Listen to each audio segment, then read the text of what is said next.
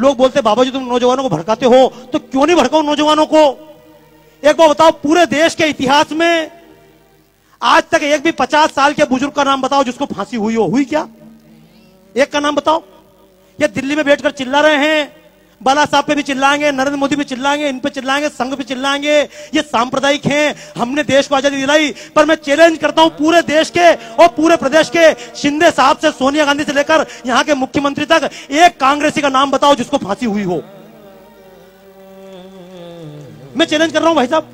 मैंने तो आरटीआई में पूछा, पूरे देश में तुमने देश को आजादी दिलाई, लेकिन एक कांग्रेसी का नाम बताओ जिसको अंग्रेजों ने फांसी दी हो। अंग्रेजों ने केवल लाठी नहीं खाई, डंडे नहीं खाए, केवल मक्खन और अंडे खाए हैं।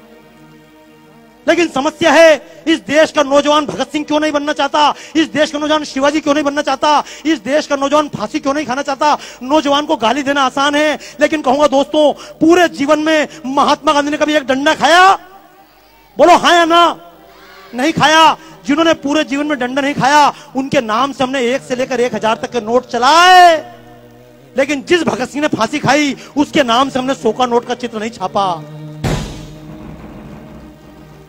हमने शिवाजी के नाम से 50 का चित्र नहीं छापा। और सांप्रदायिकता की बात नहीं है, ये शिवसेना के मंच से खड़े होकर कहना चाहता हूं इस बात को, अशफाक उल्लाह की कुर्बानी भूल ना हम पाएंगे।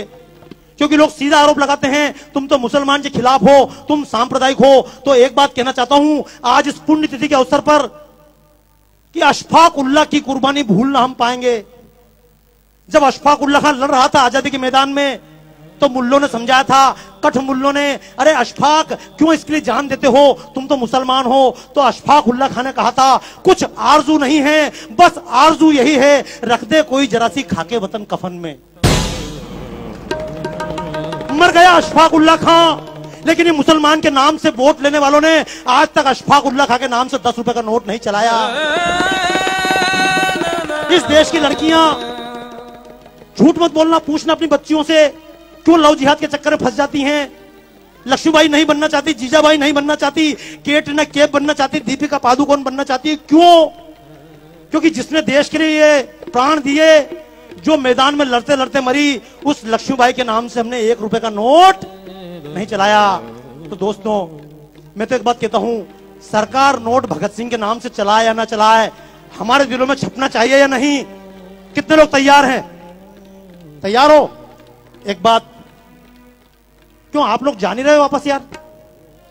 मैं चक्कर में 25% निकल जाऊं, निकलोगे क्या?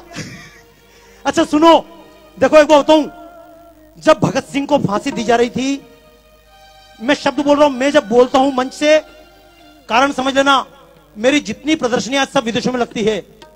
राजू निवल जी से बात चल रही थी, बाबा जी आपकी प्रदर्शन लगाएं, तो मैंने कहा मेरी प्रदर्शनी भारत में नहीं लगती। बोले क्यों नहीं लगती है? मैंने कहा जब भारत में कोई बात बोलता हूं तो लोग बोलते तुम सांप्रदायिक हो, और जब अमेरिका में खड़े होकर बोलता हूं तो लोग बोलते बाबा जी आपने हमारी आंखें खोल दी। तो कारण समझना दोस्तों, जब महात्मा गांधी ने लॉर्ड इरविन से बातचीत की थी, समझौता हुआ था, तो लोगों ने कहा था महात्मा जी, भगत सिंह ने किसी की जान नहीं ली है, संसद भवन के कोने में बम फेंका है, किसी व्यक्ति पर नहीं फेंका।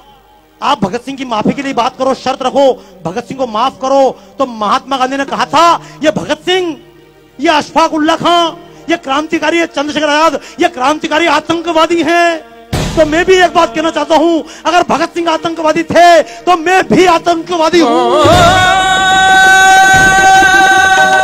और ऐसे आतंकवादी देश के कोने कोने में पैदा करना चाहता हूं। क्यों?